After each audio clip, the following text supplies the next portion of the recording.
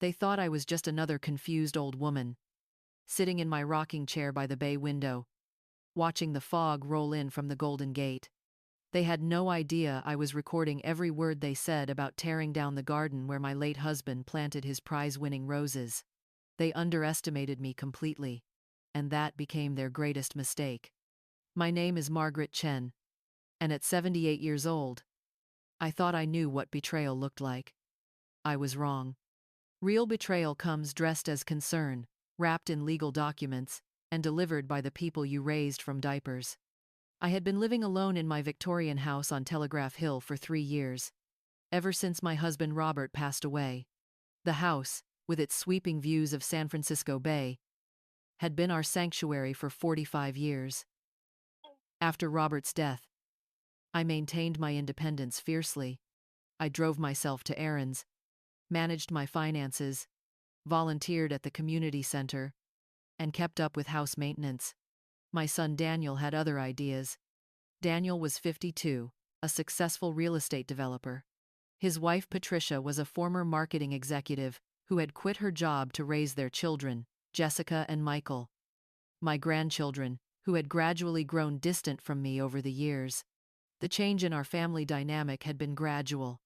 Daniel would make decisions about family gatherings without consulting me. Patricia would criticize the gifts I bought for the grandchildren. When I offered to help, I was politely declined. Over the years, I found myself walking on eggshells, constantly trying to prove my worth. The pattern escalated after Robert's death. Suddenly, Daniel became intensely interested in my well-being. He would drop by unannounced, walking through my house with a critical eye, making comments about how difficult it must be to maintain such a large property. Patricia began joining these visits with clipboard in hand, taking notes on what she called maintenance issues. I found myself agreeing to expensive renovations I didn't think were necessary. Before I knew it, strangers were tramping through my house at all hours, disrupting my routines and invading my privacy. The financial requests started subtly. Daniel mentioned his business was going through cash flow problems. I offered to help without being asked, writing him a check for $50,000. That became $100,000 6 months later, when Patricia called in tears about Jessica needing expensive tutoring and Michael's elite summer program. The pattern continued for 2 years. Every few months, there was a new crisis requiring financial assistance. Each time, I gave them the money. Each time, they expressed gratitude and promised to pay me back. But between these crises, their treatment remained cool and distant. I began to notice other changes. Daniel would interrupt me when speaking. Finishing my sentences, Patricia would correct me when I told family stories, insisting my memory was faulty. They both began treating me like I was slightly addled, speaking in slow, patient tones reserved for children. They began making decisions about my life without consulting me. Patricia arranged housekeeping service as a gift, but I discovered they had discussed concerns about my cleanliness with the director. Daniel hired landscapers, claiming he worried about me using power tools. When I protested, he dismissed my concerns with a wave. The breaking point came on a rainy Tuesday morning in March. Daniel and Patricia arrived dressed formally, carrying a briefcase and manila folder. They let themselves in using the emergency key. "We need to talk, Mom," Daniel said without preamble. "We've been discussing your situation, and we think it's time to make some changes."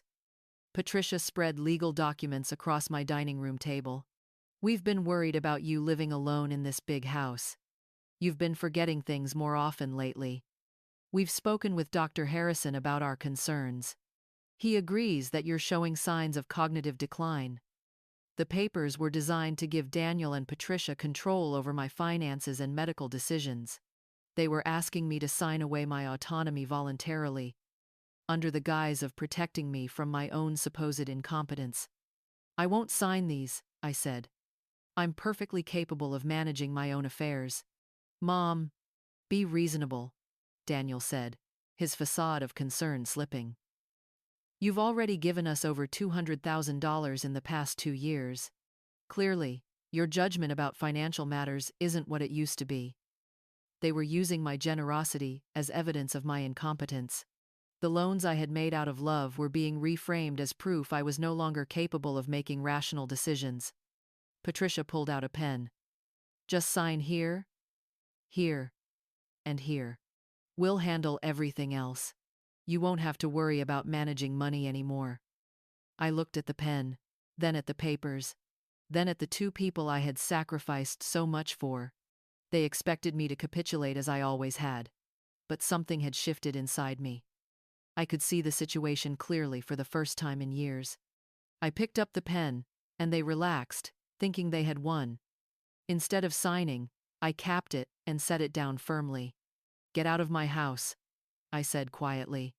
They stared in surprise. Mom, be reasonable, Daniel began. Get out, I repeated, my voice growing stronger. Take your papers and your threats, and get out of my house. Patricia's composure cracked. You're being incredibly selfish. We're trying to help you, and you're acting like a spoiled child. I stood up, legs trembling but resolve firm. I said, get out. This is my house, and you are not welcome here right now. Daniel gathered the papers angrily. Fine. But this isn't over, Mom. We'll be back, and next time, we won't be asking for your cooperation. The next morning brought clarity with the sunrise. I called my attorney, James Morrison, who had handled Robert's will. When I explained what happened, there was a long silence. Margaret, he said finally, I'm so sorry this is happening. Unfortunately, what you're describing is more common than you might think. Adult children, who see their aging parents as financial opportunities rather than people to be cherished. James explained that while I was clearly competent, Daniel and Patricia could still cause problems through the legal system. The key was to document my competence comprehensively and build a strong support network. Over the following days, I began assembling my defense team. I made appointments with my doctor, accountant, and other professionals who could document my mental clarity. I reached out to old friends and relatives who could serve as character witnesses. Dr. Harrison was apologetic when I confronted him about discussing my medical information with Daniel and Patricia. He had confirmed that I was aging normally but remained mentally sharp and physically capable. He wrote a detailed letter documenting my excellent cognitive and physical health. My accountant, Susan, was direct. Margaret, you've been incredibly generous. But there's nothing about these transactions that suggests impaired judgment. The incompetence here belongs to Daniel and Patricia for taking advantage of your generosity. 3 weeks later, Daniel called to inform me they would be bringing someone to meet with me. When they arrived, they were accompanied by Dr. Sarah Chen, a geriatric psychiatrist who specialized in cognitive assessment. For an hour, Dr. Chen conducted a comprehensive mental status exam. I performed well on all assessments, answering questions clearly and demonstrating excellent cognitive abilities. When finished, Dr. Chen delivered her assessment. Mrs. Chen, I want to be clear that my evaluation confirms you demonstrate excellent cognitive function for someone your age. You show no signs of dementia, depression, or any condition that would impair your ability to make independent decisions. She turned to Daniel and Patricia. I want to express concern about the information you provided prior to this evaluation. You suggested Mrs. Chen was showing significant cognitive decline, but my assessment does not support those claims. Daniel's face reddened with frustration. So you're saying she doesn't need help managing her affairs? Dr. Chen's response was firm. I'm saying Mrs. Chen is fully competent to manage her own affairs and make her own decisions. Any attempt to override her autonomy would be inappropriate and potentially illegal. After Dr. Chen left, Daniel and Patricia remained, their faces reflecting anger and defeat. This isn't over, Daniel said. We know you're not thinking clearly. We're going to do whatever it takes to protect you from yourself. I want both of you to leave my house, I said calmly. And you are no longer welcome here unless you can treat me with the respect I deserve. Patricia stood abruptly, composure cracking. You're making a huge mistake. We're the only family you have, and you're throwing us away because you're too proud to accept help. I'm not throwing anyone away, I replied. I'm refusing to be manipulated by people who claim to love me, but treat me with no respect. When you're ready for an honest relationship based on mutual respect, you'll be welcome. Until then, please leave. Over the following weeks, I worked with James to develop a comprehensive legal strategy. I also began therapy with Dr. Maria Santos, who specialized in helping older adults navigate family conflicts and abuse. She helped me process the emotional impact of discovering that people I loved had been exploiting my love for them. I began rebuilding connections with friends and relatives I had lost touch with. I reached out to Robert's sister Claire, who had been my friend long before she became my sister-in-law. When I explained what had been happening, she admitted she had always found Daniel and Patricia's behavior concerning. Margaret, she told me during a long phone conversation, I've watched you become a shadow of yourself these past few years. I thought it was grief, but now I see it was them slowly crushing your spirit. I'm so proud of you for fighting back.